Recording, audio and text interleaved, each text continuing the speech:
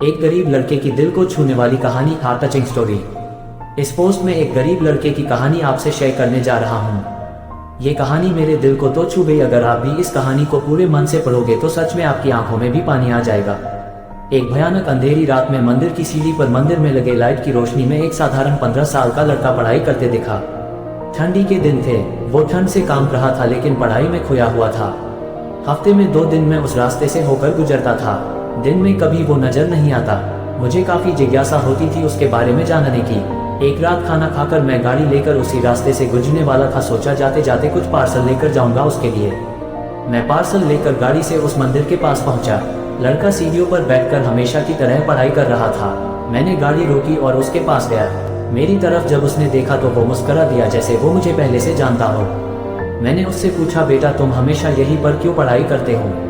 Sir, मेरे घर में बिजली नहीं आती, मेरी माँ बीमार रहती है और तेल डालकर दिया जलाने लायक मेरी परिस्थिति नहीं है, बस इसलिए मैं यहाँ आकर पढ़ता हूँ। तुम मुझे देखकर मुस्कुराए, क्यों? मैंने पूछा। क्योंकि आप भगवान हैं, वो बोला। ऐसा नहीं है, मैंने कहा। नहीं, आप भगवान ही है, वो बोला। चलो वो सब जाने दो, मुझे बताओ क्या तुमने खाना खा लिया? क्योंकि मैं तुम्हारे लिए खाने का पार्सल लाया हूँ। देखा, इसलिए मैं आपको भगवान कह रहा था। आज मुझे बहुत भूख लगी है, सुबह से मैंने कुछ भी नहीं खाया। लेकिन मुझे इस बात की जरा भी चिंता नहीं थी। मैं जानता था वो भगवान जिसने मुझे भूख दी है वह मुझे भूखा पेट नहीं सुलाएगा, किसी ना किसी रूप में आकर मुझे खाना देगा। और आप खाना लेकर आ गए। आप भगवान ही हो ना? मेरे पास कोई शब्द नहीं थे। अनजाने में ही मेरे हाथों पुण्य का काम हो रहा था।